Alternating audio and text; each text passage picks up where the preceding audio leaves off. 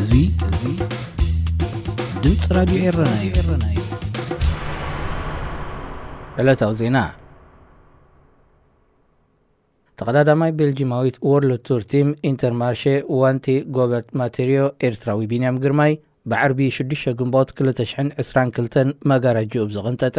መበል 105 ጂሮ ዲ ኢጣልያ ካላይ ብምውፃእ ዓበቕያ ሰሪሑ ኣብዚ 195 ኪሎ ሜትር ሸፊኑ ብኣዝዩ ሓያል ሽኳ ዝተዛዘመ ውድድር ኔዘርላንዳዊ ማቲው ቫንደር ፖል ቀዲሙ ሕንፃፅ ክረግፅ እንከሎ ወዲ 22 ዓመት ቢንያም ድማ ስዒብዎ እግሩ ኣትዩ ከም ውፅኢት ናይዚ ቢንያም ንብሉፅ መንእሰይ ትዋሃብ ፃዕዳ ማልያ ክለብሳን ከሎ ኣብ ሓፈሻዊ ውድድር ግዜ ኸኣ ሮዛ ማልያ ብዝተኸድነ ቫንደር ፖል ብ4 ካልኢታት ተበሊፁ ካልኣይ ተርታ ተሰሪዑ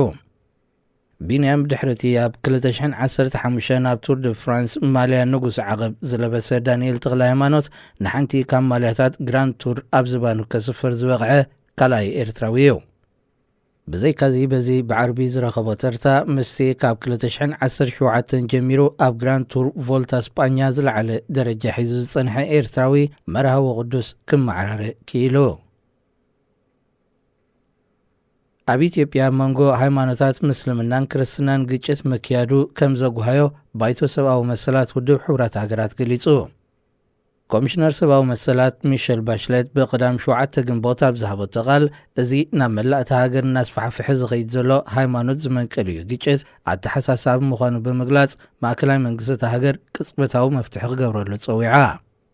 ብሰንክቲ ዝሓለፈ ወርሒ ኣብ ጎንደር ዝጀመረ ሃይማኖት ዝመንቀል እዩ ግጭት ዛጊት ህይወት 30 ሰባት ክወስድ እንከሎ ብውሕዱ 100 ሰባት ከዓ ብከቢድን ፎኪስን ቆሲሎም ምህላዎም እዩ ዝግለጽ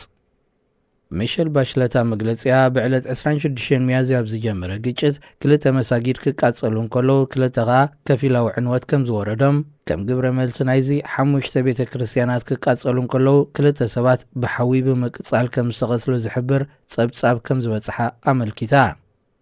ሓይልታት ጸጥታ 578 ሰባት ኣብ ትሕቲ ቀይዲ ኣትዮም እኳ እንተለዉ መንግስቲ ሃገር ጽፁይ ምክትታልን መጽናዕትን ብምክያድ ገበነኛታት ናብ ፍርዲ ከቕርብ እታ ኮሚሽነር ፀዊዓ ግቡእ ሕጋዊ መስርሕ ዝተኸተለ ፍርዲ ኣብ ልዕሊ ገበነኛታት እንተተዋሂቡ ከምዚ ዓይነት ኣሰቃቂ ትርኢዮታት ንኸይድገም ሓጋዝ እዩ ብምባል ኮሚሽነር ባሽለት ምሕፅንታ ተቕርብ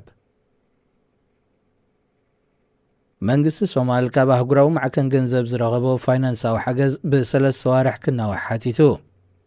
ፕሬዚደንታውን ባይታውን ምርጫ ሶማል በብእዋኑ ክናዋሕ ምጽንሑ ዘቆጥዖም ኣህጉራውያን መሻርክቲ ትካላት እቲ ምርጫ ብዝተመደበሉ እዋን እንተዘይተኻይዱ ምስ መንግስቲ ዝተኻየደ ውዕላት ክስረዝ ምዃኑ ከጠንቅቑ ጸኒሖም እዮም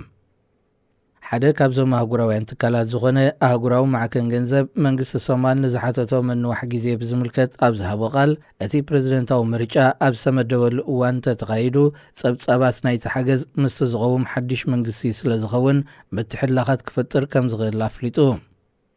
ወኪልቲ ኣህጉራዊ ትካል ኣብ ሶማል ሎራ ኣርማኔሎ ብወገን ኣብ ዝሃቦቶ ቃል ፕሬዚደንታዊ ምርጫ ብዝተኻየደሉ ጽባሕ ምስቲ ዝቐውም ሓድሽ መንግስቲ ዝርርብ ክቕጽል ምዃኑ ኣሚታ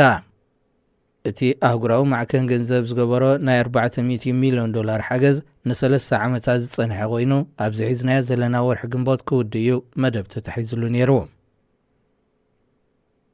ክቡራት ሰማዕትና ዜና ኣብዚ ተፈጺሙሎ ሬድዮ ኤረና ካብ ከተማ ፓሪስ ዝመሓላለፍ ብኤርትራውያን ጋዜጠኛታት ዝዳሎ ነፃ ሬድዮ እዩ